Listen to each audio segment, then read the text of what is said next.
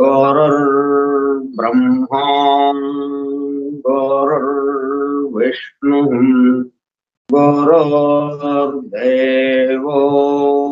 महेश्वरः गुरुः साक्षात् परं ब्रह्मा तस्मै श्री गुरवे नमः। व्यासं वसिष्ठनप्तारं शक्तेः पौत्रमकल्मषम् पराशरात्मजं वन्दे सुकतातं तपोनिधिम्। शुक्लाम्बरधरं विष्णुं शशिवर्णं चतुर्भुजं प्रसन्नवदनं ध्यायेत् सर्वविघ्नोपशान्तये। अगज आनन पद्मार्कं गजाननमहर्निशम् अनेकदं तं भक्तानां एकदन्तमुपास्महे। वक्रतुंड महाकाय कोटिसूर्यसमप्रभा निर्विघ्नं कुरु मे देवा सर्वकार्येषु सर्वदा। सरस्वती नमस्तुभ्यं वरदे कामरूपिणी वेद्यारम्भं करिष्यामि।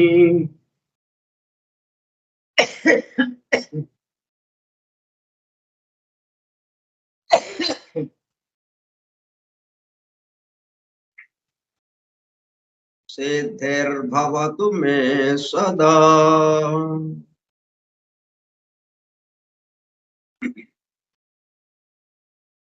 ॐ भूर्भुवः स्वः ॐ तत्सवितुर्वरेण्यं भर्गो देवस्य धीमहि धियो यो नः प्रचोदयात्।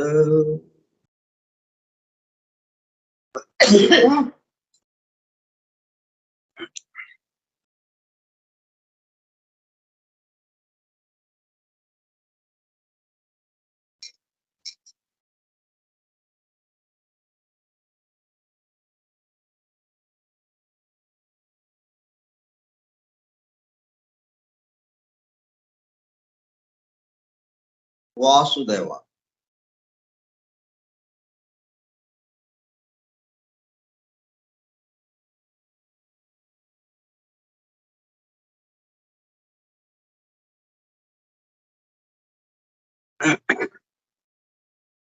Forum for Truth Seekers, Satyannveshakula Brundam.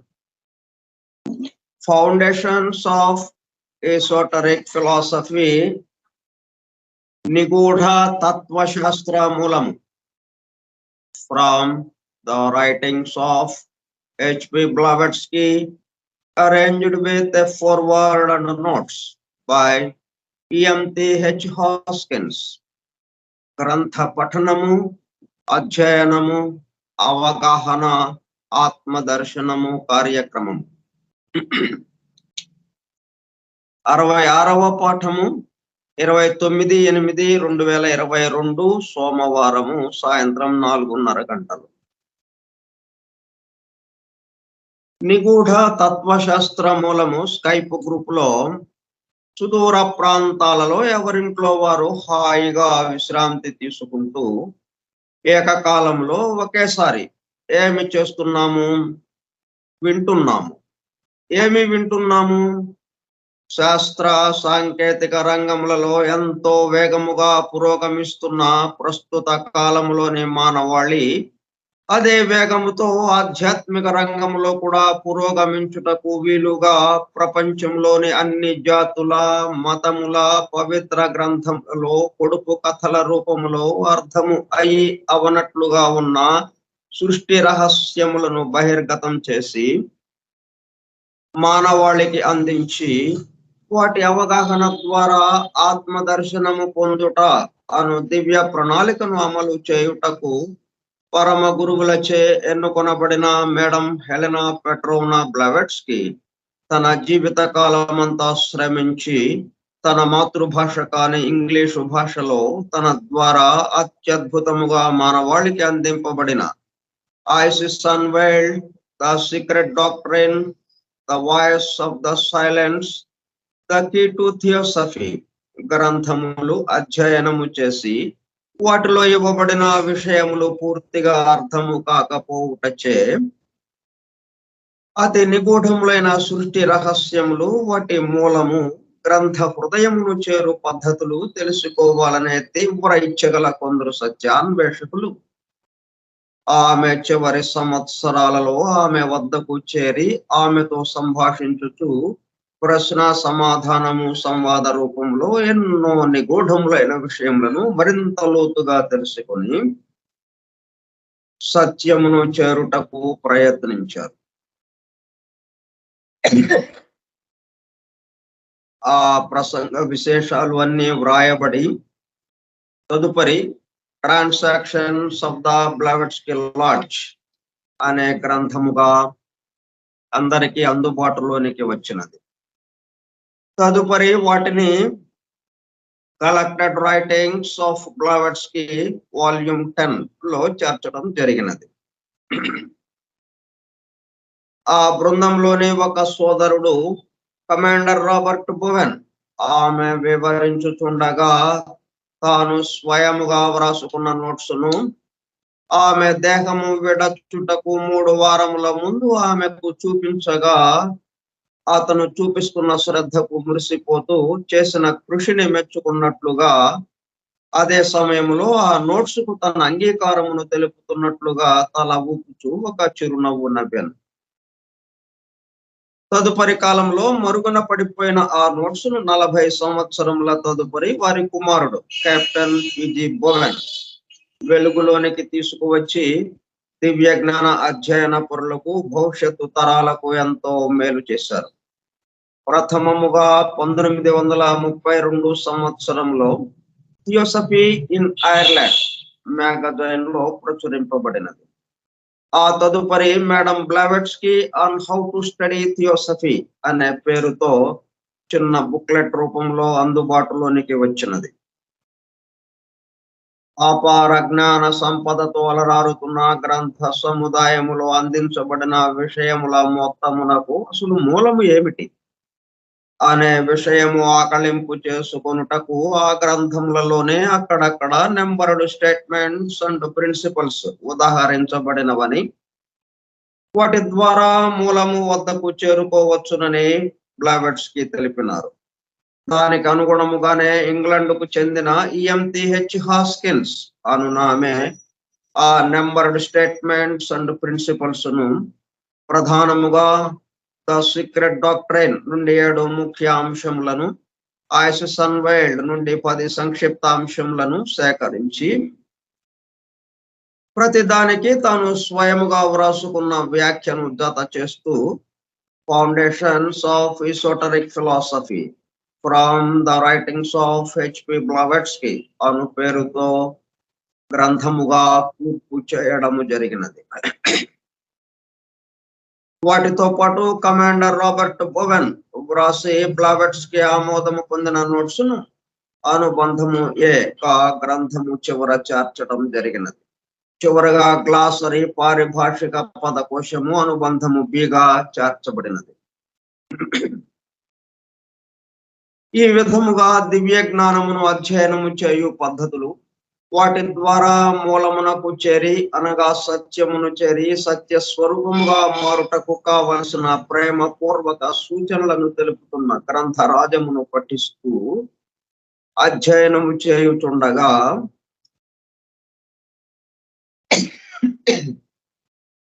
అత్యంత శ్రద్ధాసక్తులతో మేడం హెలెనా పెట్రోవ్నా బ్లావెట్స్ కి చెప్పుతుండగా ఆమె చుట్టూ చేరిన సత్యాన్వేషకుల బృందము వలె చెవి యొగ్గి వినుచున్న, అనగా ఒళ్ళంతా చెవులు చేసుకుని వినుచున్న ప్రియ సత్యాన్వేషక సోదర శ్రోతలకు నమస్కారం.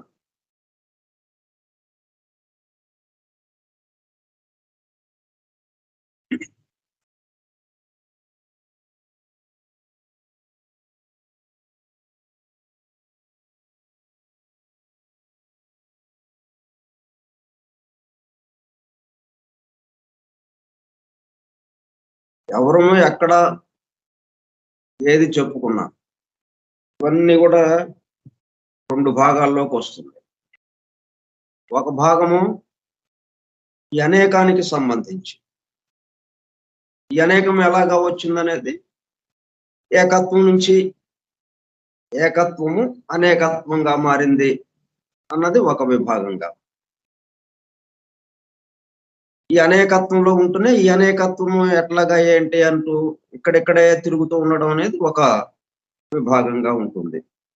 మనం ఎక్కడ ఏదైనా కానీ ఉన్నప్పుడు ఒక చోట ఉండి ఒక చోట దాని గురించి మనం ఆలోచిస్తున్నప్పుడు అక్కడే ఉండడం అనేది ఒక అక్కడక్కడే తిరగటం అనేది ఒక విభాగం అయితే, ఇది ఎక్కడి నుంచి వచ్చింది, దీని మూలం ఏంటి, ఇది ఎక్కడ బయలుదేరింది అసలు అని వెనక్కి వెనక్కి ప్రారంభానికి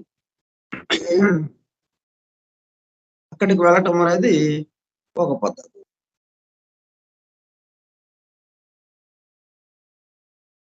ఇది ఇట్లాగా ఉంటే ప్రారంభంలో ఏముందంటున్నాం, ఏకము అంటున్నాం. ఏకత్వం ఒకటే ఉంది, వన్ రియాలిటీ, వన్ ఫండమెంటల్ లా, వన్ రియాలిటీ, పరబ్రహ్మం, పరమాత్మ ఒక్కడే ఉన్నాడు. కొన్ని అక్కడ కూర్చుని అలాగే మొదలకుండా కూర్చుందామంటే మళ్ళీ అక్కడి నుంచి ఏమైంది, ఈ ఒకటి అనేకత్వానికి ఎలాగ దారి తీస్తూ ఉంది, అనేకత్వంగా ఎలాగ మారుతూ ఉంది అని అక్కడ కూర్చొని మళ్ళీ ఆలోచించాల్సి వస్తుంది. ఈ అనేకత్వంలోకి వచ్చిన తర్వాత ఇక్కడి నుంచి మళ్ళీ ఈ అనేకత్వం ఎక్కడి నుంచి వచ్చింది, ఆ ఏకత్వము అనేకత్వం అయింది అంటున్నారు. ఆ ఏకత్వం ఏంటి అని మళ్ళీ ఇటు నుంచి అటు, అటు నుంచి ఇటు. కాబట్టి ఈ రెండిట్లోనే మనం ఏముంది, ఏకమే ఏకమే అనేకమైంది.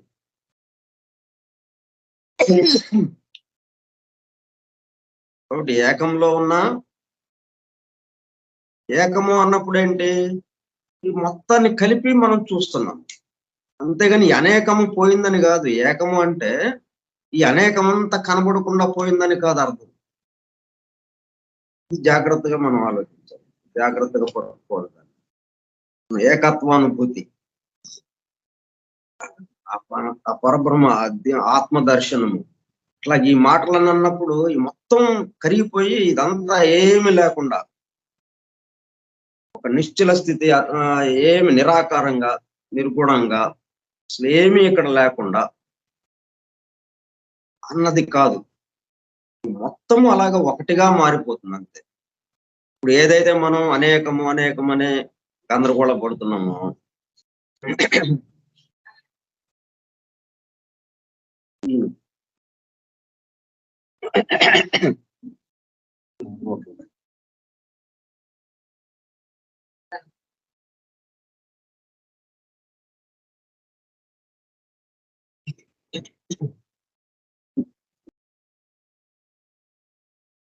ఇప్పుడు అనేకమని అనుకున్నా ఏకమే ఉంటుంది. ఏకమని మనం అనుకుంటున్నా ఈ అనేకము ఉంటుంది. అనేకము, ఏకము 2 కలిసే ఉంటాయి. కాబట్టి మనం ఇట్లా అనేకం గురించి చెప్పుకునేటప్పుడు చాలా చాలా వచ్చినాయి. ఒకదానికొకటి సంబంధం లేకుండా ఉన్నాయి అని అనుకుంటూ ఉంటాం. కానీ ఉన్నది ఏకమే. అలాగే ఏకం గురించి మనం చెప్పుకుంటూ ఉన్నాము. అంటే అనేకత్వం ఇక లేదా పోయిందా అంటే అనేకత్వము ఉంది. ఈ ప్రపంచము, ఈ సృష్టి అంతా అలాగే ఉంటుంది. అలా సాగుతూనే ఉంటుంది. కానీ చూసే భావం మారుతుంది. ఇప్పుడు వరకు ఎలా చూసామో ఒకదానికొకటి సంబంధం లేనట్టుగా చూసాం. ఇప్పుడు ఒకటే ఆ కేంద్రం నుంచి పెళ్ళుబుకుతూ ఉన్నది. చుట్టూ పరివ్యాప్తం అవుతూ ఉన్నది. మరలా తనలోకే లయమైపోతూ ఉన్నది. తనలో నుంచే బయటికి బహిర్గతం అవుతూ ఉన్నది. బహిర్గతం అవటం అంటే తనది కాని చోట్లోకి కాదు. ఆ బహిర్గతం కూడా తనే. కాబట్టి తను ఒక్కటి తప్పితే ఇంకొకటి ఉండటానికి అవకాశం లేదు. కేంద్రం నుంచి పరిధికి వెళుతుంది అంటే కేంద్రం ఒక చోటే పరిమితంగా ఉండి అదంతా పరిధి వ్యాపించి ఉంది అంటే పరిధి గొప్పదైపోతుంది. పరిధి యొక్క విశాలత్వం ఉంటుంది. ఈ కేంద్రము ఒక చిన్న చుక్కలాగా ఉంటుంది. ఒక పాయింట్. అట్లా కాదు. Centre is everywhere. Circumference nowhere.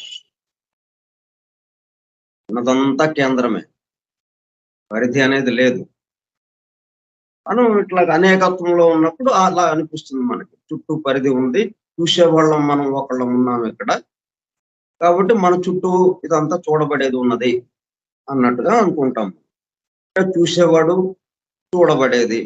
ఈ చూడటము అనే ప్రక్రియ. ఇలా 3 మనకి గమనికలోకి వస్తున్నాయి. కానీ ఈ 3 కూడా ఒకదానికి సంబంధించిందే. ఇట్లా ఇటువంటి మనం అంటే ఒకటే అనేకం ఎలాగైంది అనే దానికి ఈ వివరణ అంతా వస్తూ ఉందన్నమాట.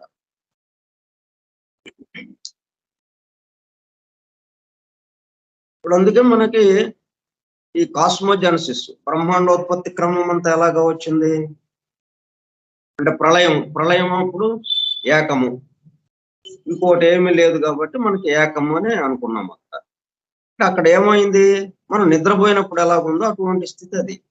మనం నిద్రపోయినప్పుడు ఇవన్నీ మాయమైపోయినాయా, మన దేహం గాని, మన మనస్సు గాని, మన ప్రాణశక్తి గాని, మనం మెలకువగా ఉన్నప్పుడు మనది ఏమైతే ఉన్నాయో ఈ దేహం అంతా, దేహ భాగాలు, అట్లాగే మన చుట్టూ పరిసరాలు, వస్తువులు, ఇవన్నీ మనం నిద్రపోయినప్పుడు ఏమైనాయి, ఇక్కడే ఉన్నాయి. అంటే వాటి పట్ల మనం నిద్రపోయాం అంతే. వాటి పట్ల మనకి సంబంధం లేని ఇదిగా నిద్రాస్థితిలో ఉండిపోయాం. మనకు మనం తెలియని స్థితిలోకి వెళ్ళిపోయాం.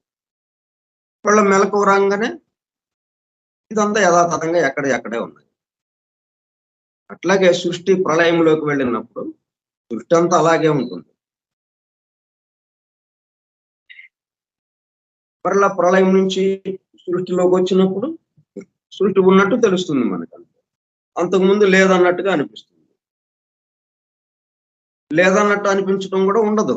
ఎందుకంటే మనం యొక్క ఆ ప్రళయ స్థితిలో గమనించేవాడు, చూడబడేది ఇవన్నీ కలిసిపోతాయి కాబట్టి, విడివిడిగా ఉండవు కాబట్టి. చూచేవాడు ఉన్నప్పుడు చూడబడేది ఉంటుంది ఆటోమేటిక్. చూడబడేది ఉన్నప్పుడు, చూచేవాడు ఉన్నప్పుడు చూడటం అనే ప్రక్రియ వస్తుంది. మూడోది ఇట్లా ఈ 2 చూచేవాడు, చూడబడేది, చూడటం అనే ప్రక్రియ 3 మనకి ఈ సృష్టి మొత్తానికి జమిలిగా సాగుతూ ఉందన్నమాట. ప్రళయంలో మొత్తం ఆగిపోయింది. మొత్తం 3 ఏమైనా ఒకటిగా అయిపోయింది. అందుకని ఏకము అంటుంది. వ్యక్త సృష్టికి వచ్చేటప్పటికల్లా ఈ 3 బహిర్గతమైనవి కాబట్టి 3 గుణాలు బయటకు వచ్చినాయి కాబట్టి సృష్టి వ్యక్తమైంది అంటున్నాం. బట్ ఈ మొత్తం కూడా ఎట్లాగా ఉందన్నమాట, ఒకటి చుట్టూనే తిరుగుతూ ఉంది. ఒకటే అనేకముగా ఉన్నట్టుగా ఉంటుంది. మరలా ఒకటిగా అయినట్టుగా అనిపిస్తూ ఉంటుంది. ఏ సందర్భంలోనైనా సృష్టి ఇలాగే ఉంటుంది. ఇలా కొనసాగుతూనే ఉంటుంది. అభివృద్ధి పదంలో వికాసం చెందుతూ, చెందుతూ ప్రారంభ స్థితి నుంచి, ప్రారంభ స్థితి అంటే ఒకటి నుంచి అనేకము అవటం అనేది. పూర్తిగా భౌతిక స్థాయి స్థూల జగత్తుకి రావటం. సూక్ష్మం నుంచి స్థూలానికి రావటం. స్థూలం నుంచి మరలా అభివృద్ధి చెందుతూ సూక్ష్మానికి వెళ్ళటం. ఇది నిరంతరంగా జరిగే ప్రక్రియ. సూక్ష్మంగా వెళ్ళింది కాబట్టి అక్కడ ఆగిపోతుందా? ఆగిపోతుంది. మరలా స్థూలానికి రావడానికి మరలా ప్రయాణం. మనం రంగులు రాట్నంది జైంట్ వీల్ ఉంటుంది. అలాగా పైకెళ్ళింది. పైకెళ్ళిపోయి ఆగిపోయింది అది. మళ్ళా కిందకి దిగుతా ఉంది అది. ఇట్లా పైకెళ్ళి ఆగిపోతే ఇంకా ఆట లేదు కదా! మళ్ళీ వాళ్ళు ఆ ఎక్కిన వాళ్ళు జైంట్ వీల్ ఎక్కిన వాళ్ళు మళ్ళీ దిగటానికేది. కాబట్టి పైకి వెళుతూ ఉంటుంది, కిందకి దిగుతూ ఉంటుంది. మళ్ళా కిందకి దిగిందని ఆగదు. మళ్ళా పైకెళ్ళటం, మళ్ళా కిందకి దిగటం. ఇది నిరంతరంగా జరిగేది. సూక్ష్మం నుంచి స్థూలానికి అంటే అనేకత్వానికి, ఏకత్వం నుంచి అనేకత్వానికి. అనేకత్వంకి వచ్చాం కదా! ఇక ఇక్కడతో ఆగిపోదామంటే కాదు. ఈ అనేకత్వం మళ్ళా ఏకత్వానికి దారి తీయాలి. ఇదంతా ఏంటి జరుగుతూ ఉంది? ఈ అనేకత్వంలోనే ఏకత్వాన్ని మనం దర్శించాలి. దానికోసం ఈ కార్యక్రమం అంతా కూడా, ఈ పవిత్ర గ్రంథాలు, ఈ మతాలు, ఈ తాత్విక చింతనలు ఎవరు ఎట్లాగా ఏది చేసినా గాని చివరికి ఏంటన్నమాట, ఈ అనేకత్వంలో ఏముంది? ఈ అనేకత్వంలో ఏముంది? కామన్ గా ఉన్నది.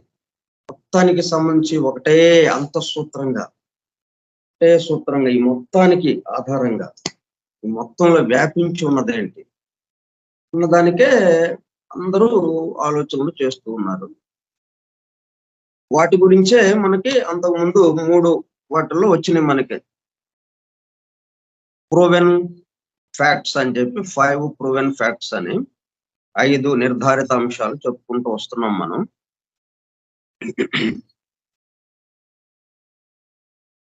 3 చెప్పుకున్నాం మనం. 3 చివర్లో ఏమన్నారనమాట,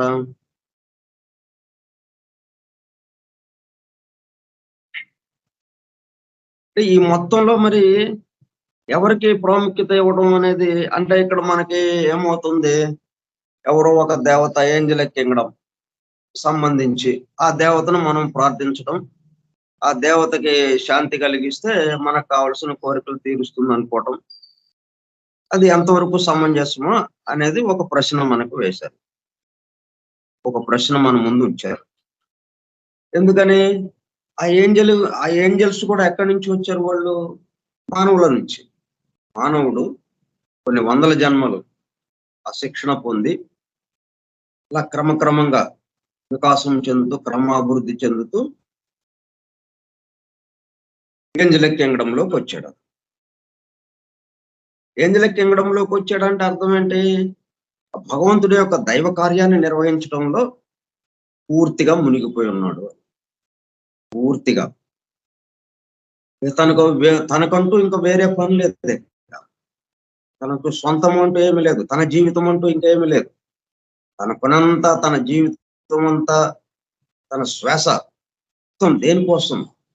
తన ప్రాణం అంతా, తన మనస్సు అంతా మొత్తం దేనికోసం? దైవ కార్యం.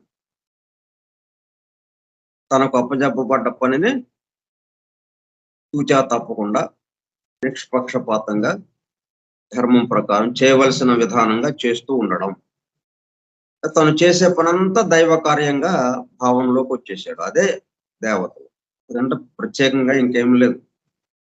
ఎవడైనా గాని తను చేస్తున్న పని దైవ కార్యము అన్నాడంటే వాడు దేవతల్లోకి వెళ్ళిపోయినట్టే కదా, దేవతా విభాగంలోకి.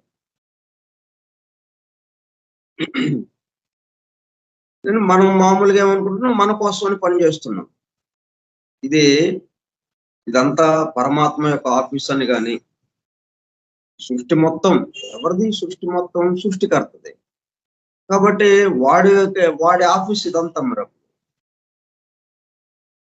ఈ సృష్టి అంతా ఎవరి పనిలో ఉంటుంది? సృష్టికర్త యొక్క పనిలో ఉంటుంది.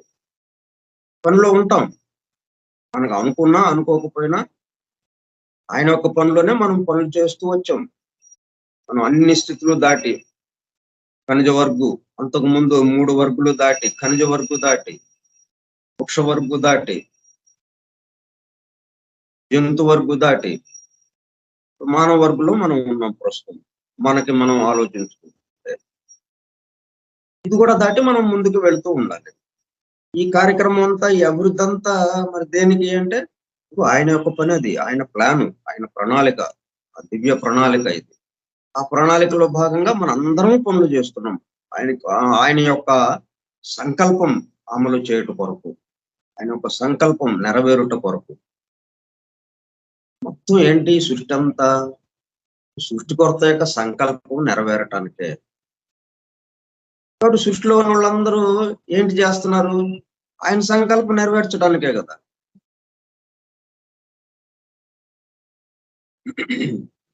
ఆయన సంకల్పం ఏంటి? మనందరం సృష్టికర్తకి సంబంధించిన వాళ్ళు. అంటే మొత్తానికి ఆధారమైన ఎవడైతే ఉన్నాడో వన్ రియాలిటీ, దానికి సంబంధించిన వాళ్ళము అన్న అవగాహన మనకు కలగటం, ఆ అనుభూతిలోకి మనకి రావడం. దానికోసం ఇదంతా జరుగుతూ ఉన్నది. కాబట్టి ఇప్పుడు మనం ఇక్కడ ఏం చెప్తున్నాడంటే, మరి ఎవరిని ప్రార్థించాలి? When thou prayest, thou shalt not be as the hypocrites are, but enter into thine inner chamber, and having shut thy door, pray to thy Father which is in secret.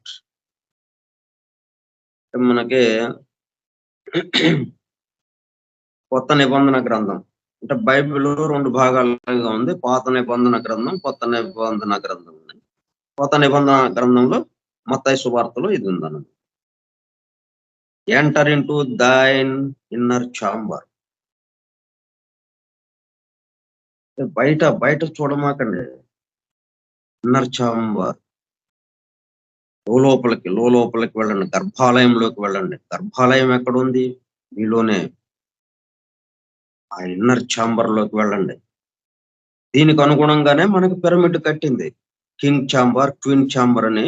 లోపల మానవ నిర్మాణానికి ఎలాగుందో, ఈ సృష్టి నిర్మాణం ఎలాగా ఉందో, మానవ నిర్మాణము, సృష్టి నిర్మాణం ఎలాగ ఉందో దానికి నమూనాగానే మానవ నిర్మాణం ఉంది. దానికి నమూనాగానే ఈ సృష్టి నిర్మాణము, మానవ నిర్మాణము, దీనికి నమూనాగానే పిరమిడ్ కట్టారు అక్కడ. మొత్తం పోత పోసినట్టుగా ఉంది అక్కడ. దాంట్లో ఆ inner chambers, king chamber, queen chamber. First మరి పురుషుడు ప్రకృతి కదా. ఆ ఇద్దరికి ప్రతీకగా అక్కడ king chamber, queen chamber, 2 chambers లోపల గూఢంగా పిరమిడ్ లో కట్టబడి. Enter into దైన్ inner chamber. అట్లాగే మనలో కూడా ప్రతి దేహం, ప్రతి మానవుల్లో కూడా, ప్రతి అణువులో కూడా ఏది తీసుకున్నా కానీ inner chamber. And having shut దై డోర్. షట్ దై డోర్ అంటే బయట లోపల అన్న భావానికి తెరవేయండి. అంతేగాని బయట ఉంది అందుకని మనం లోపలికి లాగా తలుపులు వేసేసుకుని మనకు మనం వరకే రహస్యంగా ప్రార్థన చేసుకుందామని కాదు. షట్ దై డోర్. ఇక్కడ జాగ్రత్తగా మనం ఆ మాటను జాగ్రత్తగా అర్థం చేసుకోవాలి. షట్ దై డోర్. అంతకుముందు మనకి వెలుపల లోపల అన్న భావన ఉంది. ఆ వేరు భావన పోవాలి. మొత్తం ఉన్నది ఇన్నర్ ఛాంబర్ అన్న దాంట్లోకి రావాలి మనం. మన ఒక్కళ్ళు మన రహస్యంగా ఎక్కడో లోపల ఉంది. అంటే లోపలికి వెళ్దాం. మనం తపస్సులు చేయడానికి అడవుల్లోకి వెళ్ళిపోయి ఈ కుటుంబ బాధ్యతలు ఇలాన్నీ మన బాధ్యతలు, కర్తవ్యాలన్నీ వదిలేసేసి మనం ఒక్కళ్ళమే అన్వేషించుకుంటాం. మనం లోపలికి ఆ తపస్సు చేద్దాం. అడవులకు వెళ్ళి హిమాలయ పర్వతాలకు వెళ్ళి అది కాదు. ఇక్కడ వీళ్ళు చెప్పింది షట్ దై డోర్ అంటే వెలుపల లోపల ఉన్న భావాన్ని మూసేయాలి అని. అంటే మొత్తం ఉన్నది ఒకటే అన్న దాంట్లోకి రమ్మని. ఎందుకంటే మొత్తం ఆయనలో జరుగుతూ ఉన్నది, ఆయనగా జరుగుతూ ఉన్నది. ఆ లోపల ఎప్పుడో ఒక్క చోట ఉంటాడు ఆయన. ఇన్నర్ ఛాంబర్ లోపల లోపల. ఎందుకు ఆయన పట్టుకుందాం అక్కడికి వెళ్ళి అంటే మిగతాదంతా ఎవరు మరి?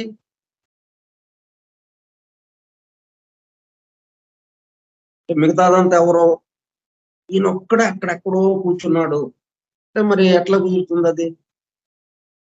ఒకటి అనేకమైంది అనుకుంటుంటే మనం, ఒకటే అనేకమైంది. కాబట్టి అనేకమంతా ఎవరితో నిండి ఉంది? ఒకటితోనే కదా నిండి ఉన్నది. కాబట్టి మొత్తం ఒకటితో నిండి ఉన్నది, అది ఇన్నర్ ఛాంబర్ అంటే. యేసుక్రీస్తు చెప్పింది ఆ పద్ధతిలో చెప్పాడు. ప్రే టు దై father which is in secret. అక్కడ మొత్తానికి సంబంధించిన తండ్రి జగత్పిత, ఆయన ప్రార్థించండి అని చెప్పాడు ఆయన. ఈ మొత్తం జగత్పితతో నిండి ఉన్నది అన్నట్లుగా మనం ప్రార్థించాలి. Our father is within us in secret. మనకి ముందు అంత విశాల భావంతోనే ఆయన చెప్పింది. కానీ మనం అర్థం చేసుకునేటప్పుడు కల్లా ఎవరికి వాళ్ళల్లోనూ, ఎవరికి వాళ్ళకి వాళ్ళ హృదయ గుహల్లో, అంతరాంతరాలలో సీక్రెట్ గా, రహస్యంగా, రహస్య గర్భితంగా వాళ్ళ హృదయ గుహలో ఆయన ఫాదర్ ఉన్నాడు, ఆ పరమాత్మ తత్వం ఉన్నది.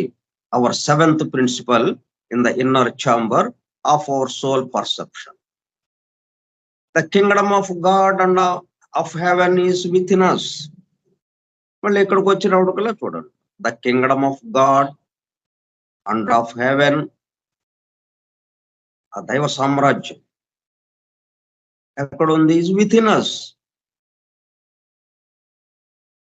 విత్ ఇన్ us అంటే మనం ఇప్పటి వరకు మనం దేహానికి పరిమితమే కదా మనం ఆలోచిస్తున్నాము.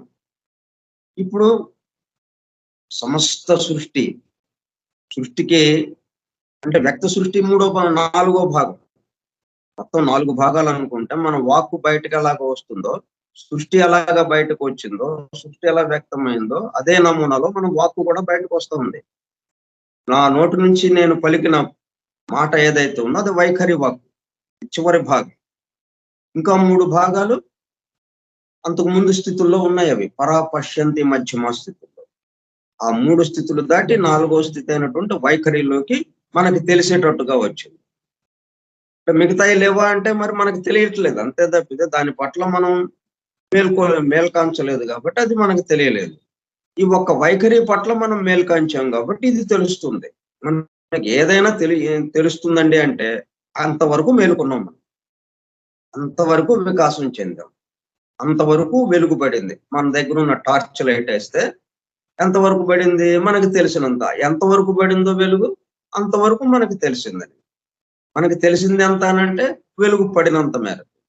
అందుకని మిగతాది లేదంటే అలాగా మన టార్చ్ లైట్ చిన్నది, టార్చ్ లైట్ లాగా చిన్న టార్చ్ లైట్ పెట్టుకున్నాం, మొత్తం మరి కనపడాలంటే కనపడుతుందా?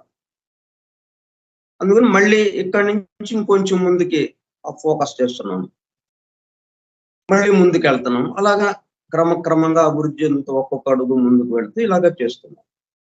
ఇప్పుడు యేసుక్రీస్తు చెప్పిన భావం ఏంటి? The kingdom of God and of heaven is within us says Jesus. అంటే ఎవడికి వాడికి ఆ దేహానికి పరిమితమైన భావంలో ఎవడైతే ఉన్నాడో వాడు నా దేహం అంతా అంటే నేనంతా కింగ్డమ్ గాడ్ ఉన్నాడు, ఫాదర్ ఉన్నాడు, దేవుడు ఉన్నాడు, ఈ దైవ సామ్రాజ్యం ఉన్నది అని తన వరకు పరిమితంగా అన్నట్టుగా ఉంది ఈ మాటలు చూస్తుంటే మనం. ఎవడికి వాడు ఆ స్వర్గము, మనం ఎందుకని ఈ స్వర్గం ఎక్కడో ఉంది, కింగ్డమ్ ఆఫ్ గాడ్, ఆ దైవ సామ్రాజ్యం ఎక్కడో ఉంది, ఆ స్వర్గము, ఆ దైవానికి సంబంధించినటువంటి స్వర్గము అది ఎక్కడో ఉంది. మనం చాలా దూరంగా ఇక్కడెక్కడో అట్టడుగు స్థాయిలో మనం ఉన్నామని ఒక భావంలో ఉన్నాం కాబట్టి వాటికి దూరంగా ఉన్నాం, అవి మనకు అందవు అన్నట్టుగా నిరాశతో ఉన్నాం. మానవాళికి అది మీలోనే ఉంది అన్న ఆశని కల్పించాడనమాట యేసుక్రీస్తు. మీరు ఎక్కడో దూరంగా ఉందని నిరాశ పడకండి. మీ దగ్గర లేకుండా ఎక్కడో ఉంటే మీరు ఎలాగా కదులుతున్నారు, మీరు ఎలాగా మాట్లాడుతున్నారు, మీరు ఎలాగా ఆలోచిస్తున్నారు. మీలో ఉంటేనే ఆ భగవతత్వం మీలో ఉన్నప్పుడు మీలో ఉన్నందువల్లే మీరు మొత్తంగా ఇదంతా చేయగలుగుతున్నారు. దాని యొక్క ఆధారంతోనే మనం మాట్లాడుతున్నాం, దాని యొక్క ఆధారంతోనే మనం పనులన్నీ చేస్తున్నాం. నేను చేస్తున్నాను, నేను ఆలోచిస్తున్నాను అంటే ఆధారం ఏంటి? ఆ నేను ఎవరు? మొత్తానికి సంబంధించిన నేను. అయితే అవి పరిమితం అయిపోయి మన యొక్క ఆలోచన దాని వల్ల మనం ఆ ఫోకస్ చేసినంత మేరకే మనకి తెలుస్తుంది కాబట్టి అంత మేరకే మన నుంచి బయటకు వ్యక్తం అవుతూ ఉన్నది. అందుకని ఇప్పుడు ఆయన ఏమంటున్నాడంటే within us shut the door. మొత్తానికి కలిపి ఆలోచించండి. విత్ ఇన్ అస్ మన దేహానికి పరిమితమైనటువంటి అన్నది కాకుండా ఈ సృష్టి సమస్తము, ఈ వ్యక్తమైన సృష్టి 4వ భాగం ఏదైతే ఉందో ఇదే కాకుండా దీనికి 3 భాగాలు కలిపి మొత్తం 4 భాగాలు కలిపి ఇదంతా ఎక్కడ జరుగుతుంది? ఒకే ఒకటిలో జరుగుతూ ఉన్నది.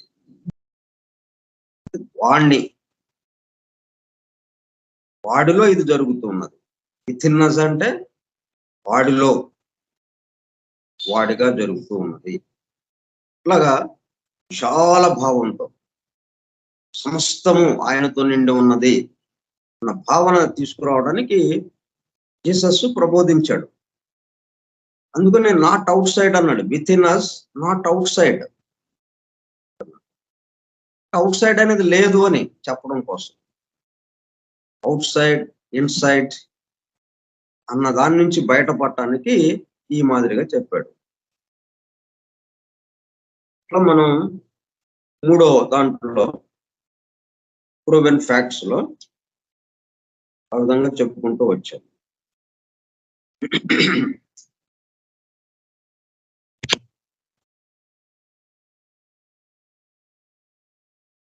ఇక్కడ మనకి అందజేసిన విషయం ఏంటనమాట,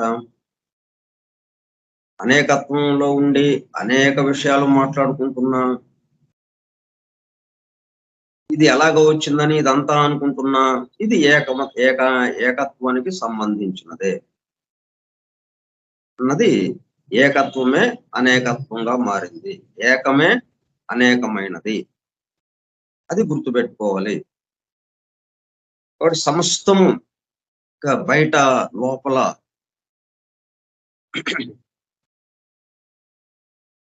బాహ్యము ఆంతరంగకము ఇవన్నీ ఉన్నది సమస్తము ఆయనతోనే నిండి ఉన్నది, మనతో సహా. మనం వేరుగా ఉండి ఇదంతా చూస్తున్నాం కాబట్టి, ఇదంతా ఆలోచిస్తున్నాం కాబట్టి మనం వేరుగా ఉన్నట్టు అనిపిస్తుంది. మళ్ళీ మన చుట్టూ ఉన్నదంతా ఆయన అంటే మనం ఏంటి మరి? మనం కూడా ఆయనకి సంబంధించిన వాళ్ళమే, భగవతత్వానికి సంబంధించిన వాళ్ళమే. కాబట్టే మనం ఈ మొత్తం గురించి ఆలోచించగలుగుతున్నాం. మొత్తం ఒకే ఒక్క దాంతో ఉంది కాబట్టి అందరి గురించి ఆలోచించగలుగుతున్నాం, ఈ సమస్త సృష్టి గురించి ఆలోచించగలుగుతున్నాం. అంటే ఒకటి కాబట్టి అది వేరుగా ఉంది, మనం వేరుగా ఉంటే దాన్ని ఆలోచించలేము.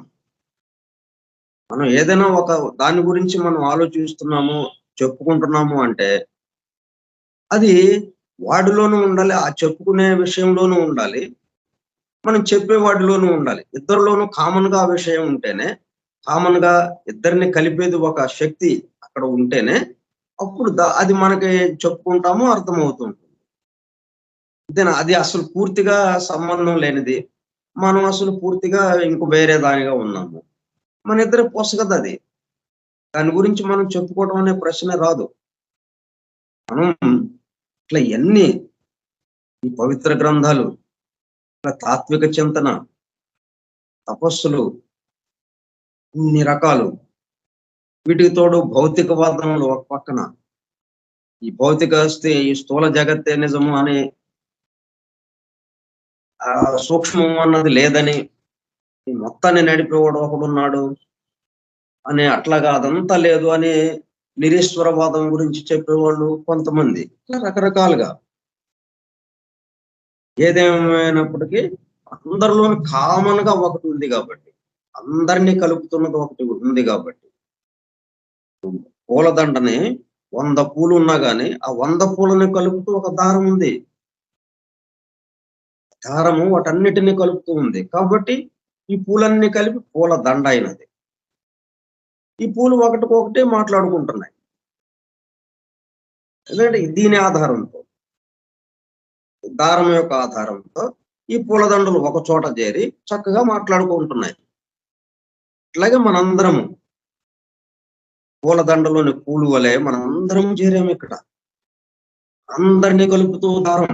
ఆ దారానికి కట్టపడ్డాం మనందరము. అక్కడ ఇంకా పూలు, దారము వేరు వేరు అన్నట్టుగా మనకుంటుంది. కానీ ఇక్కడ ఆయన నుంచే మనం వచ్చాము.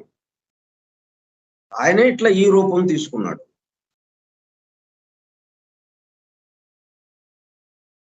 అందుకని ఉన్నది ఒకటే కాబట్టి మనం ఏ విషయమైనా, ఎటువంటి విషయమైనా మనం మాట్లాడుకోగలుగుతాం. అంటే దాంట్లో దానికి ఆధారమైంది, మనకు ఆధారమైంది ఒకటే కాబట్టి.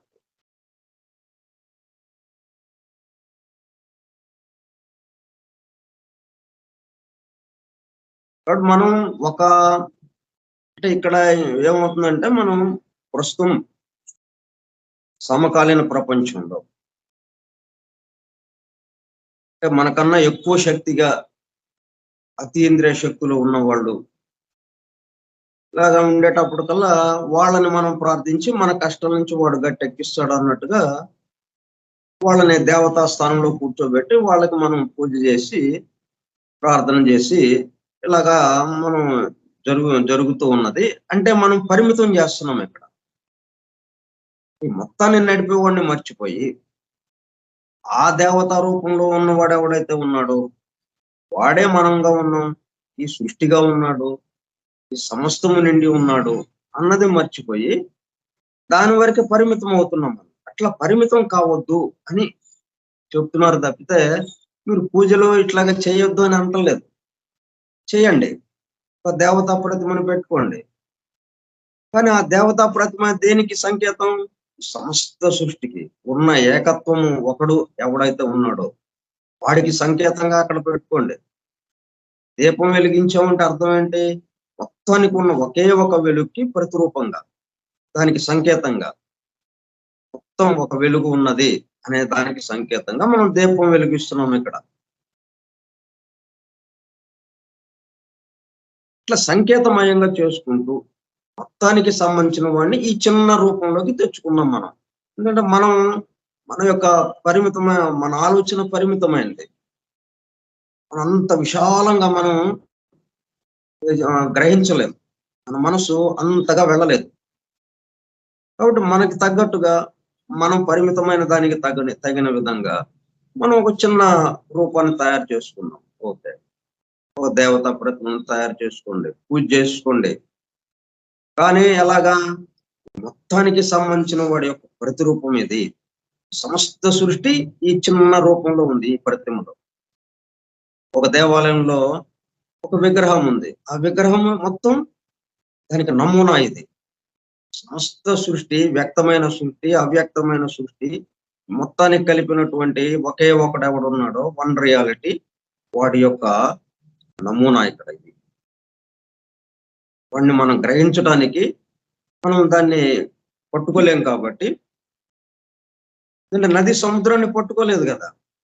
సముద్రాన్ని పట్టుకుందామని వెళ్తే ఏమవుతుంది? సముద్రంగా మారుతుంది. నది నదిగా ఉండదు ఇక. కాబట్టి మనం ఇప్పుడు నదిగా ఉన్నాం కాబట్టి, విడిగా ఉన్నాం, విడిగా అన్నట్టుగా మనం ఉన్నాం కాబట్టి మనం అర్థం చేసుకోవడానికి ఆ విధంగా పెట్టుకోండి, మన స్థాయికి తగ్గట్టుగా. కానీ ఒక పక్కన ఆలోచన మాత్రం దానికి సంబంధించింది ఇక్కడ నమూనాగా పెట్టుకున్నాం. ఇప్పుడు ఈ దేవతా ప్రతిమకి మనం పూజ చేస్తున్నామంటే అర్థం ఏంటి? మొత్తం వన్ రియాలిటీ ఎవడున్నాడు వాడికి చేస్తున్నాము. ఆ వన్ రియాలిటీకి చేస్తున్నామంటే అర్థం ఏంటి? ఒక్కడని అక్కడ కాదు, వాడు ఎక్కడున్నాడు వాడు? ఈ సమస్త సృష్టిగా ఉన్నాడు వాడు. కాబట్టి ఈ సమస్త సృష్టికి మనం పూజ చేస్తున్నాము అన్న భావంలోకి రండి. ఇట్లా అందుకని మనం విగ్రహారాధనకి సంబంధించి కొంచెం మనం అనుకుంటున్న ఆలోచనకి ఈ సీక్రెట్ డాక్టర్లో తెలిపినటువంటి విషయానికి కొంచెం భేదం ఉన్నట్టుగా అనిపిస్తుంది మనకి. కానీ అక్కడ చెప్తున్నది ఏంటంటే, మీరు ఇక్కడ ఆగిపోకండి, పరిమితం అవ్వమాకండి, అపరిమిత తత్వంలోకి వెళ్ళిపోండి.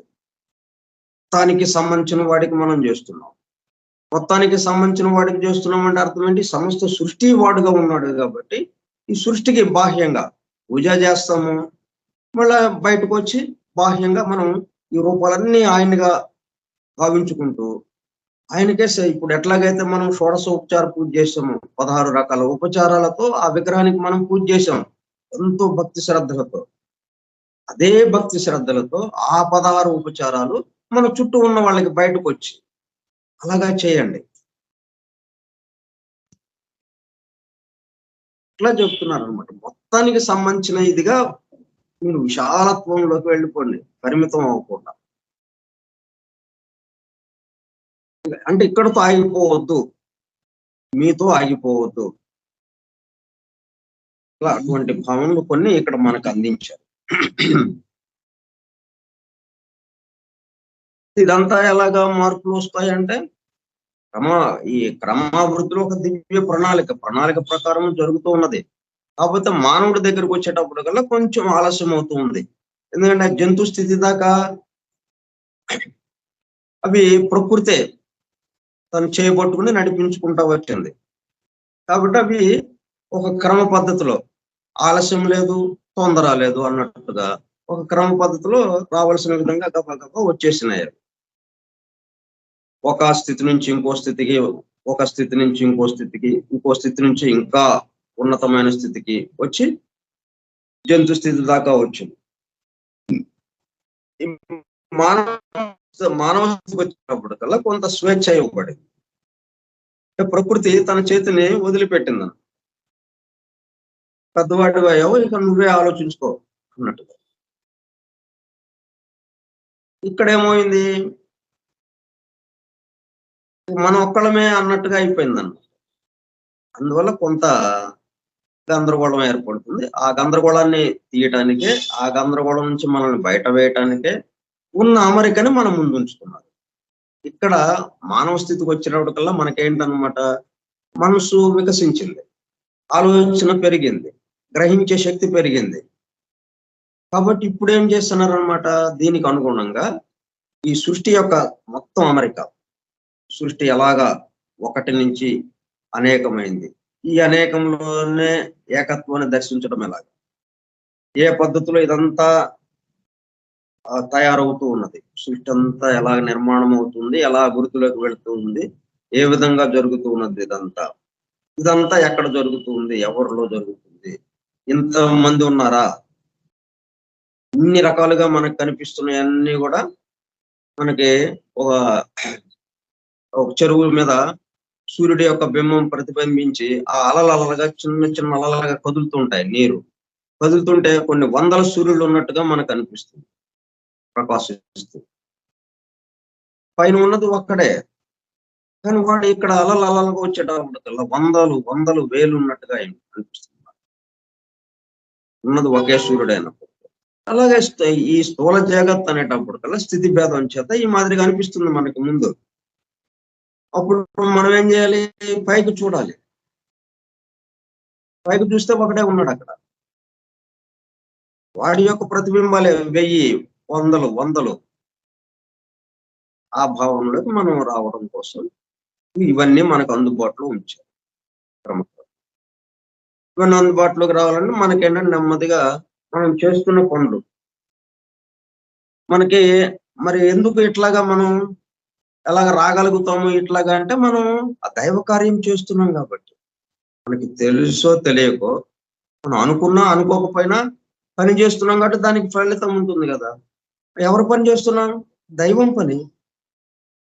మీరు ఉదయం నిద్ర లేచిన దగ్గర నుంచి రాత్రి పడుకునేదాకా ఎవరు పనులు చేస్తున్నారు?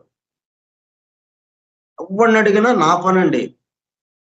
ఓకే. నీ పనే చేసుకో. కానీ వాస్తవంగా యథార్థంగా జరిగేదేంటి? భగవంతుడి పని. ఆయన యొక్క దివ్య ప్రణాళికలో వీళ్ళు ముందుకు వెళ్ళటం ఎలాగా? ఎవల్యూషన్‌లో లా ఆఫ్ ఎవల్యూషన్ అనేది ప్రధానమైన ధర్మం ఒకటున్నది. పరిణామ ధర్మం. ఆ పరిణామ ధర్మంలో క్రమ వికాసం పొందుతూ వాడు ముందుకు వెళ్ళాలి. ముందుకు వెళ్ళాలంటే ఈ పనుల ద్వారా. ఈ పనుల ద్వారా వికాసం చెందుతూ. చేస్తున్న పనులు దాని యొక్క ఫలితాలు వాడిని కొంచెం మెరుగుపరచడం. ఇంకొంచెం మెరుగుపరచడం. ఇట్లా క్రమక్రమంగా వెలుగు టార్చ్ లైట్ వెలుగు నుంచి ఫ్లడ్ లైట్ వెలుగులోకి మారడం. దాంతో మొత్తం సమగ్రంగా ఒక్కసారిగా వాడికి అనుభూతి వచ్చేస్తుంది. కాబట్టి మనం నిరంతరం ఆ పనిలోనే ఉన్నాం మనం. అందువల్లే కొద్ది కొద్దిగా తెలుస్తూ ఉంది. ఒక్కొక్క జన్మకి కొంచెం ఒక్కొక్క అడుగు ముందుకేస్తూ వస్తున్నాం. అట్లా వస్తుండగా ఇటువంటి ఈ అమరిక గురించి మనం కొంత అవగాహన వస్తే ఇంకా త్వరగా మనం ముందుకు చేరటానికి వీలవుతుంది. ఎందుకంటే మనకు ఆలస్యం అవ్వడానికి మన చేతుల్లోనే ఉంది. త్వరగా వెళ్ళటానికి మన చేతుల్లోనే ఉంది. ఇక్కడ స్వేచ్ఛ కొంత ప్రసాదింపబడింది. ఇక్కడ మనకి మన మీద ఇట్లాగే చేయండి అని చేయి పట్టుకుని ఖచ్చితంగా నడిపేవాడు ఎవడు లేడు మనల్ని అదుపు చేసేవాడు ఎవడు లేడు. ఒక బానిసలాగా మనల్ని చూస్తూ మన ఇష్టాయిష్టాలతో ప్రమేయం లేకుండా ముందుకు నడిపేవాడు ఎవడు ఇక్కడ లేడు. పూర్తిగా మన స్వేచ్ఛగా వదిలేశాం. కాబట్టి ఇక్కడ దాంతో పాటు ఏం చేశాడు? మనతో పనులు ఎక్కువ చేయిస్తున్నారు. ఇక్కడ తమాషా ఏంటంటే మనతో చాలా చాలా పనులు. ఈ పనులన్నీ దేనికి? ఈ సృష్టి మరింత వికాసం చెందడానికి, మరింత ముందుకు వెళ్ళటానికి. వాళ్ళ యొక్క ఆ ఎవల్యూషను, ఆ పరిణామము వేగవంతం అవ్వటానికి. ఆయన యొక్క ప్రణాళిక ఏదైతే ఉందో ఆ ప్రణాళికలో భాగంగా మనందరం ఈ పనులు చేస్తున్నాం. ఆయన పనులే చేస్తున్నాం మనం. ఆయన పనులు చేస్తున్నప్పుడు ఆయన జీతం ఇస్తాడు. ఆ జీతం ఏంటి? మన అభివృద్ధి. కాబట్టి మనకు తెలుసో తెలియకో ఆయన పనే చేస్తున్నాం కాబట్టి మనకి అభివృద్ధి జరుగుతుంది. ఒక్కొక్క జన్మలో కొంచెం కొంచెం ముందడుగేస్తున్నాం. ఇంకా త్వరగా వేయాలి అంటే మనకి త్వరగా వెళ్ళాలి అనేది ఒక ఆలోచన ఒక పక్కన మనకుంది. ఒక అసంతృప్తి. ఎంత సాధించినా గాని ఒక అసంతృప్తి మనకు. ఇంకా ఏదో వెలితి, ఏదో వెలితి. రూ. 99 రూపాయి వెలితి. 100కి 1 తగ్గింది. 99 మన దగ్గరున్నాయి. పర్లేదు చాలులే అన్నది ధీమా లేదు. ఎందుకని? ఆ ధీమా ఉంటే ఇక్కడ ఆగిపోతాం మనం. అభివృద్ధి లేదిక. అందుకని ప్రకృతి ఈ సృష్టికర్త ఒక చిత్రమైనటువంటి భావాన్ని మనలో వదిలిపెట్టాడన్నమాట. కీ ఇచ్చి వదిలినట్టుగా. అసంతృప్తి.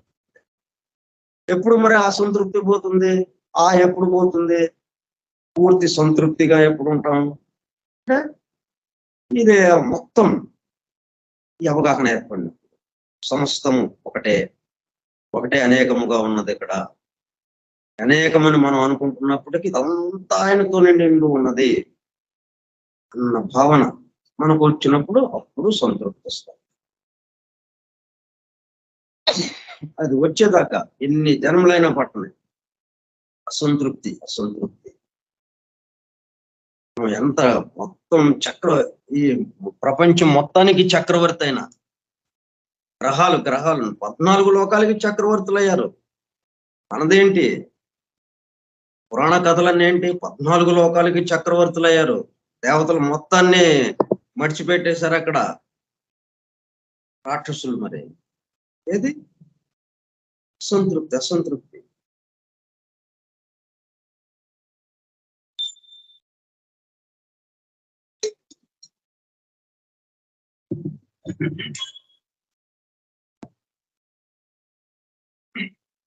అందుకని ఆ అసంతృప్తి అనేది మనకి పెట్టాడు అనమాట. ఆ కీ దాంతో మనం అనేకత్వంలో ఏకత్వం వచ్చేదాకా మనం వెళుతూనే ఉంటాం. ఇంకా ఇంకా ఏంటో ఏంటో తపన బాగుంటుంది. అయితే మనకేంటనమాట ఈ పనుల ద్వారా మనకు అభివృద్ధి జరుగుతూ ఉంటుంది. మనం ఇంకా త్వరగా అభివృద్ధి చెందాలి అంటే ఒక్కటే, ఇవన్నీ దైవ కార్యంగా చేస్తున్నాం. ఉన్నట్టుగా ఆలోచించడం అంతే. మనం ఇప్పుడు ఏం చేస్తున్నాం? ఉన్నదానికి వ్యతిరేకంగా కదా మనం ఆలోచిస్తున్నాం. ఇవన్నీ మన పనులు అంటున్నాం. మన పనులేంటి? సృష్టికర్త ఇది. ఈ సృష్టి అంతా ఎవడిది? సృష్టికర్తది. కాబట్టి ఇక్కడ ఎవడి పనులుంటాయి? సృష్టికర్త పనులు తప్ప ఎవరి పనులైనా ఉంటాయా ఇక్కడ? అవకాశం లేదు. ఒక రాజ్యం. రాజ్యంలో రాజు. ఆ రాజ్యం మొత్తానికి ఒక రాజు ఉన్నాడు. ఆయన తప్ప ఇంకా ఎవరున్నారు ఇక్కడ? రాజు కోసమే మొత్తం ప్రజలందరూ రాజు కోసమే ఇక ఉన్నది. ఇట్లాగా ఈ సృష్టికర్త ఎందుకంటే ఈ మొత్తం సృష్టిని ఒక క్రమాభివృద్ధిగా ముందుకు తీసుకువెళుతూ ఈ అనేకత్వంలో ఏకత్వాన్ని అనుభూతి చెందడం అన్నదానికి తీసుకువెళ్తున్నాడు ఆయన మనందరినీ. మనకేంటి అనమాట, ఇంకా తొందరగా మనం పొందటం ఎట్లాగా అన్నప్పుడు ఈ దీన్ని ఇలాగ తిరగేసేయడం, అటు తిరగేసినట్టుగా. నా కోసం చేస్తున్నాం పనులన్నీ, దైవం కోసం చేస్తున్నాను ఈ పనులన్నీ. దైవం అంటే ఈ విగ్రహాలు, మన దేవాలయాలు, చర్చిలు, మసీదులు ఇట్లా పరిమితమైనవి కాదు. దైవం అంటే మొత్తానికి సంబంధించిన వాడు, ఈ మొత్తంలో ఉన్నవాడు, అణువణువున నిండి ఉన్నవాడు, అణువు ఆయనతో నిండి ఉన్నది. వాడి పనిలో ఉన్నాం మనం. దైవం పనిలో ఉన్నాం. చేసుకోండి మీ ఇష్టం. అంతకుడు దైవం పనిలో ఉన్నాను. హత్య చేయగలడా? ఇంకా వాడు చేస్తాడు. 2-3 హత్యలు చేయొచ్చు. కానీ అది బలపడే కొంది ఇంకా ఎక్కడ చేయగలుగుతాడు వాడు హత్య? చెడ్డ పనులు ఎక్కడ చేయగలుగుతాడు? ఎప్పుడైనా కానీ ఈ విధంగా ఎందుకు ఇలాగ అనుకోవాలి? ప్రత్యేకంగా కొత్తగా అనుకోవట్లేదు. మనం చేస్తున్నదే ఆయన పనికి. ఆయన పని చేస్తూ, దైవం పని చేస్తూ, సృష్టికర్త కోసం మనం పనులు చేస్తూ, మన జీవితం మొత్తం 70-80 సంవత్సరాలు జీవించాం. ఈ జన్మంతా ఎవరి పని చేసాం? పుట్టిన దగ్గర నుంచి చివరి శ్వాస వరకు, తుది శ్వాస వరకు ఒకసారి ఆలోచించండి.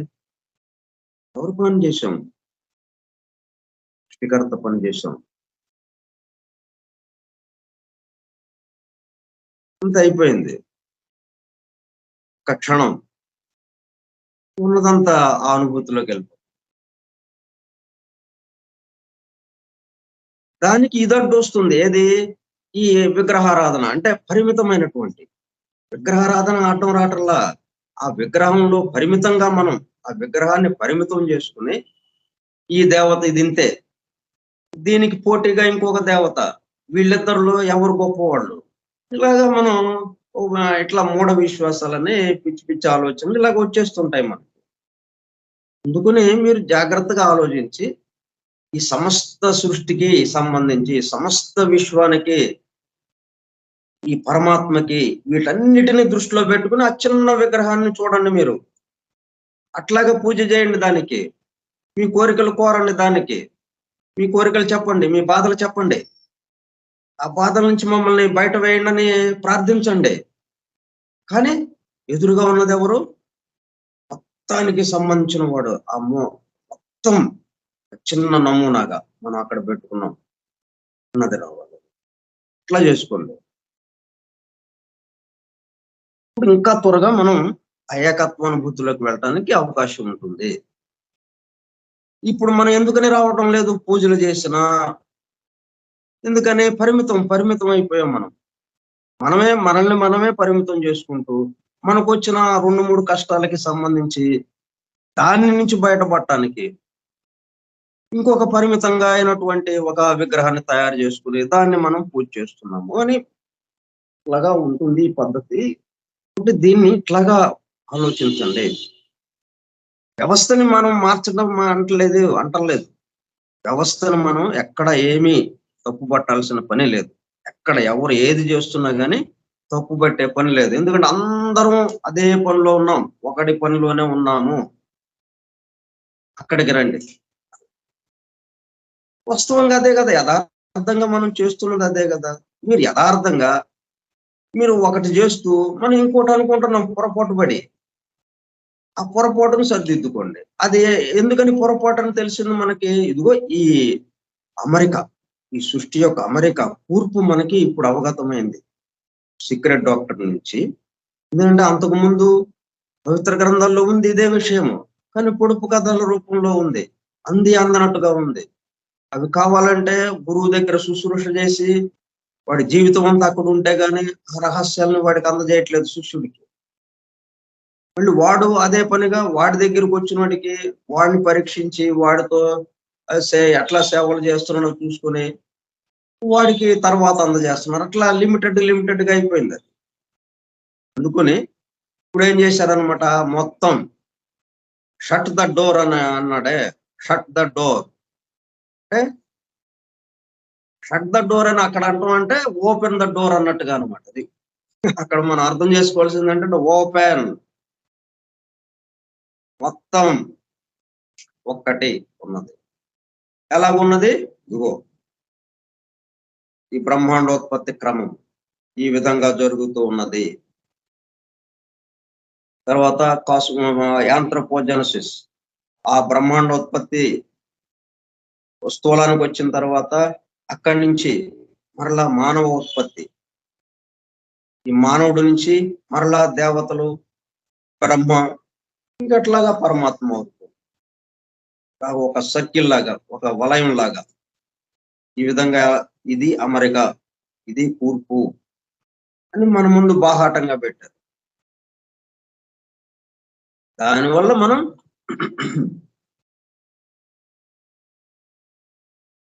ఈ భావనతో ఇది మనకి ఒక అవగాహన కలగజేస్తుంది. ఏంటి?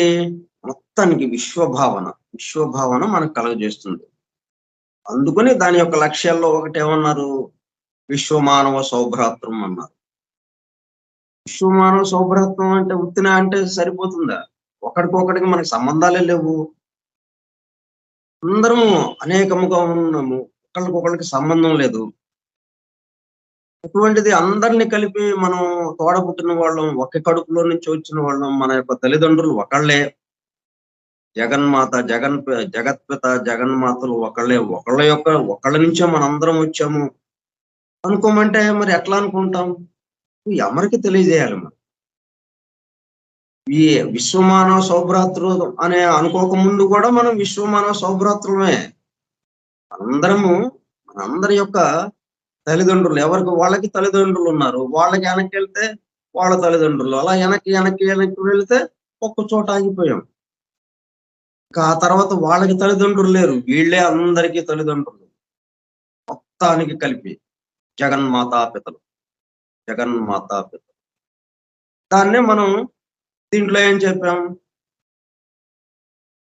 Pre cosmic ideation, pre cosmic root substance, ప్రకృతి పురుషుడు అట్లా చెప్పాము. ఈ రెండింటిని కలుపుతున్నటువంటి ఫోహత్, ఆ పరబ్రహ్మ రాజస శక్తి.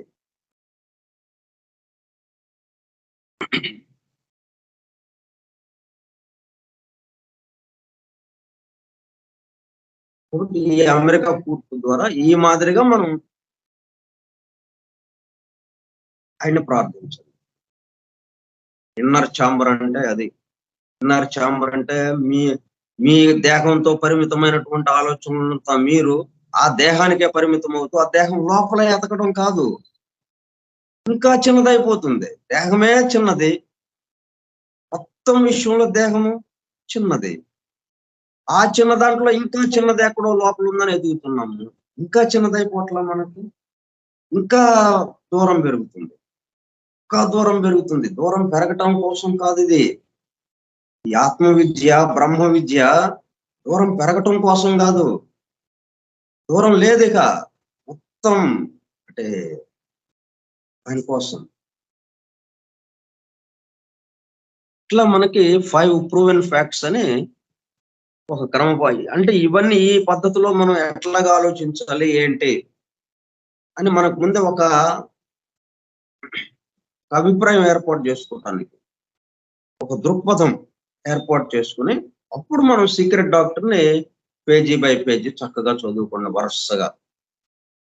ఇప్పుడు అది దర్శనం ఇచ్చే పద్ధతి వేరుగా ఉంటుంది. అది దర్శనం ఇస్తుంది. లేకపోతే ఏమవుతుంది, మనం చదువుతాము, మన తెలివితేటలకు తగ్గట్టుగా అంతవరకే. మన టార్చ్ లైట్ ఎంత ఉంటుంది, మన దగ్గర వెలుగు టార్చ్ లైట్ ఉంది మన దగ్గర, మొత్తం చీకటే కదా. పుస్తకం అంటే ఏంటి, అది మనకు తెలియంది. మనకు తెలియంది మన చీకటే కదా. ఒక గ్రంథం ఉంది, మనకు తెలియదు. ఇదిగో ఒక్కొక్క పేజీ తీసి చూస్తున్నాం. ఇంతకు ముందు ఫౌండేషన్స్ ఆఫ్ ఎసోటరిక్ ఫిలాసఫీ, అసలు ఆ పేరేం తెలియదు మనకి. సరే ఆర్వీఎస్ శాస్త్రి గారు తెచ్చి ఇదిగోండి అని అన్నాడు. సరేనని ఒక్కొక్క పేజీ తిప్పుతున్నాం, మొత్తం చీకటి. ఒక్కొక్క పేజీ తిప్పుతుంటే మరి ఇది ఎట్లా అర్థమవుతుంది మనకి? మన దగ్గర ఉన్న వెలుగు ఎంత ఉందో అంతే కదా. మన దగ్గర ఉన్న మనస్సు ఎంత వికాసమో అంతే, మన దగ్గర ఉన్న బుద్ధి ఎంత వికాసమో అంతవరకే మనకు అది అర్థమవుతూ ఉంటుంది.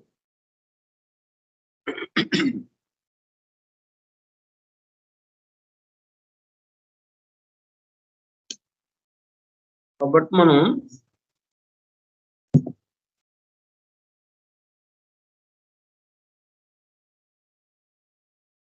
ఇది ఎందుకు ఇచ్చారు అంటే, సీక్రెట్ డాక్టర్ ఈ దృక్పథం ఇటువంటి ఏర్పాటు చేసుకుని అప్పుడు దాంట్లోకి వెళ్ళండి. వెళితే మీకు ఒక చక్కటి అవగాహనతో అది దర్శనం ఇస్తుంది. సీక్రెట్ డాక్టర్ దర్శనం ఇవ్వాలి మనకి. అనిబిసెంట్కి దర్శనం ఇచ్చింది. అలాగే వాళ్ళు అర్థం చేసుకోవడం కాదు, దర్శనం. అలాగే ఎక్కిరాల కృష్ణమాచార్యకి దర్శనం ఇచ్చింది. ఇట్లా ఎంతో మంది ఉన్నారు దర్శనం ఇచ్చిన వాళ్ళు, దర్శనం అందుకున్న వాళ్ళు, దర్శించిన వాళ్ళు. ఇట్లా దర్శనం ఇవ్వాలి మనకి. ఇవ్వాలి అంటే ఇదిగో ఇటువంటి దృక్పథాలు ముందు ఏర్పాటు చేసుకుని అప్పుడు మనం దాంట్లోకి వెళ్తాం. సో ఇప్పుడు 4వది ప్రూవెన్ ఫ్యాక్ట్ ని మనం రేపు చెప్పుకుందాం. స్వస్తి ప్రజాభ్యః పరిపాలయంతాం న్యాయేణ మార్గేణ మహిం మహిషాః. ఓ బ్రాహ్మణేభ్యః శుభమస్తు నిత్యం. లోకాః సమస్తాః సుఖినో భవంతు. లోకాః సమస్తాః సుఖినో భవంతు. లోకాః సమస్తాః సుఖినో భవంతు. ఓం శాంతి శాంతి శాంతి.